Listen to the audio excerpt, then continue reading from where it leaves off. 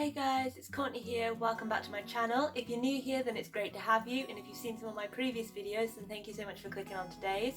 For this week, I thought it would be nice to do a quick little video talking to you guys about some of the apps that I found to be really useful during pregnancy and after pregnancy, looking after a newborn baby. So if you think that that's something that will interest you, then watch till the end of the video.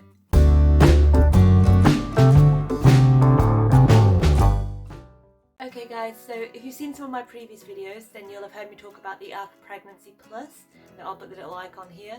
So Pregnancy Plus is an app that I use throughout my pregnancy, and I found it to be a great addition to my pregnancy experience. There are a number of features involved within this app, but some features that I particularly liked involved the size comparison. So every week until you get like to the third trimester, where it goes in every 4 weeks. But every week you get a daily update where you'll be given loads of information about where your baby is in terms of their development, so what sort of things might be growing, or whether they're going to have a rapid weight gain. But it will also give you an approximate weight that the baby should be within you. Obviously it's just a guess, but it gives you a comparison in terms of fruits or animals or sweet treats. So 1 week your baby's the size of a cherry, the next week your size a baby of like a small puppy, etc, etc. So I found that was just a really fun way to kind of visualize my baby. I found that it was easier to relate more to the size of the fruits as opposed to the sweet treats or pets, because it's a bit weird when you're told, oh, your baby is the size of a bunny, and you're looking down at your stomach like, what? Whereas, if it says like, oh, they're the size of a cabbage or an apple, an orange, or a grapefruit, it's much easier to kind of imagine how that size compares to the size of your baby, or at least it was for me anyway. So that was a really fun addition. Another feature of the app that I really liked was, as I talked about just, was you would get information daily and weekly regarding what part of the baby is likely developing at this stage, or how you might be feeling in yourself, how your body might be changing. And it also gives you information about how your partner might be feeling at this time, so it really reminds you to connect with your partner and to kind of share this experience with them, which I found, even though I was considering my partner throughout, I thought that it was really nice that it does give you lots of information regarding the partner's health and the partner's well-being throughout the whole process, because obviously pregnancy affects the mother massively, but it does also affect partners too.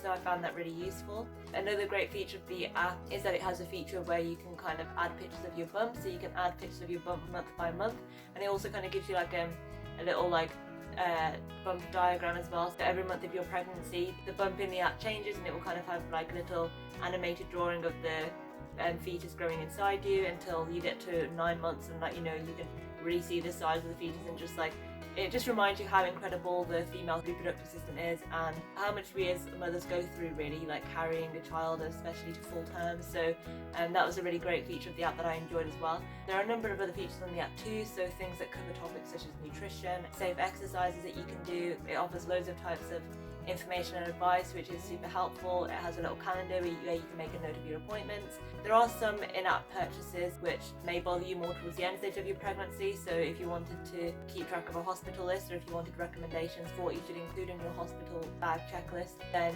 you have to pay for that. The same goes for the kit counter and stuff, but I didn't really find this to be too much of an issue, considering the fact that you can easily find apps that are free that cater to those sort of things anyway. So for the most part, I would still highly recommend this app, because it just really helped me to connect to my whole pregnancy more easily, which sounds a bit silly, I know, because when you're pregnant and you're going through it, you think that you wouldn't really need anything else to help you connect, but sometimes it's nice just having access to loads of information within one app, especially information regarding the progress of your baby. It just helped me at least to connect to my baby growing inside me a bit more, because I'd be like, oh, this week their eyes are fully developed, or this week their limbs are growing longer, or this week they're going through a rapid weight gain, or this week their brain is going to be growing much more quickly. So things like that, I just found it was a really nice way to kind of structure my pregnancy, and it helped me keep track of the weeks and keep track of my progress. And yeah, that's just why I would highly recommend the app. So if you are currently pregnant and you don't have this app, then Pregnancy Plus I highly recommend.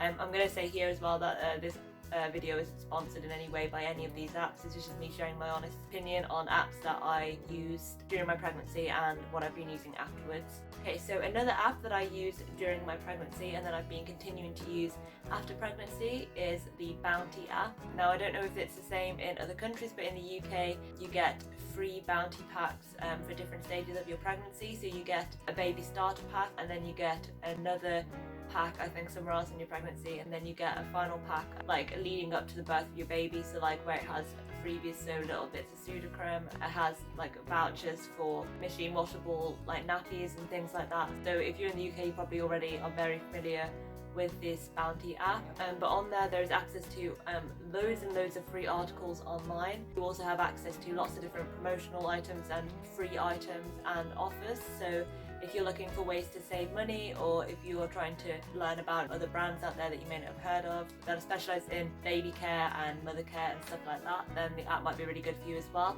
But yeah, the main reason why I use it is because similar to the Pregnancy Plus app, it kind of gives you daily little notes. So today your baby's doing this, or after pregnancy it's like, did you know this about your baby at this stage, or did you know that? So I like the little daily things like that.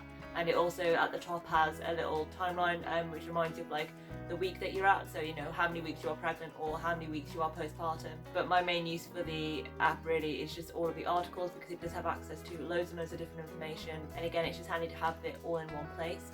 So the Bounty app is an app that I would highly recommend as well, so whether you're pregnant or whether you're currently looking after a new baby. The final app that I'm going to talk to you guys about today is called Babysparks. Now Babysparks in particular has hugely benefited me with looking after my baby postpartum, just because it's my first child and I look at things in line with what to do with the baby, but sometimes it's hard to find ways to engage with your baby, especially when they're still so young. I mean, my baby is currently like 2.5 months old now, and so she is starting to become more alert and she's starting to show more interest in different toys and external stimulus. But before then I was really struggling to find, to know how to engage with my baby. And to be honest, you don't really need to be engaging with your baby that much in the beginning. I mean, the main thing is they're eating, they're sleeping, they're being changed, and they're having skin-to-skin contact with you, and if they're able to, then some tummy time as well. But the Babysparks app, it is a great way to find things to do with you and your baby. It doesn't require any toys or any equipment or anything like that. All of the activities, besides like a rattle, all of the activities are kind of catered towards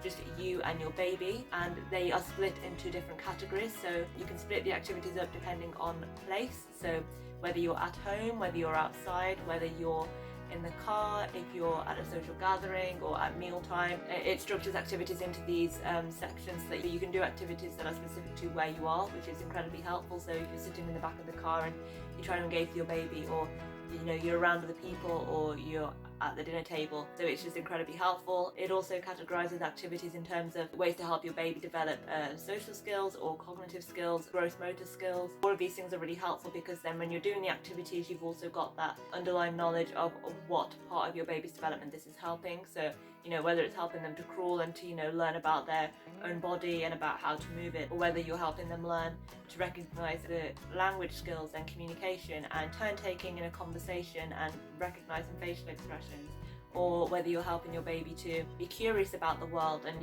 learn how pieces fit together, etc., etc. So I found that the app is just incredibly useful in terms of the way that it's structured, and in terms of the way that it gives you a variety of activities, and it gives you different activities to do day to day that kind of overlap into all of the different categories, so that that you cross off some cognitive skills or some social skills for the day, etc. It allows you to mark whether these activities were too challenging or whether your baby found them too easy, and whether you completed the task or not. It's a really great way to learn different ways to interact with your baby and different ways that you can help your baby, and especially as a first-time mom, I just found it to be incredibly useful, and I'm very, very grateful for it.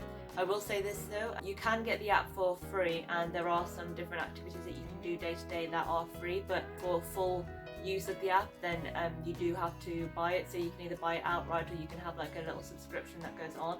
So that is the only downside, but I would definitely highly recommend it. As I say, I use it every single day, and it just gives me the confidence to have meaningful play with my baby and know that things that I'm doing are actually benefiting her, as opposed to me just guessing what to do or reading different things online and maybe finding contradictory things out there. So yeah, I would highly recommend the Babysparks app. And those are my main 3 apps really, guys. That's what I mean. It was just a short and sweet video, but 3 apps that I found incredibly useful during pregnancy and after pregnancy. For other things such as, if your baby needs white noise or night lights, there are a variety of apps out there. But for white noise, I use Spotify, because you can just find playlists of white noise or rain sounds, etc., and you can kind of leave them playing in the background.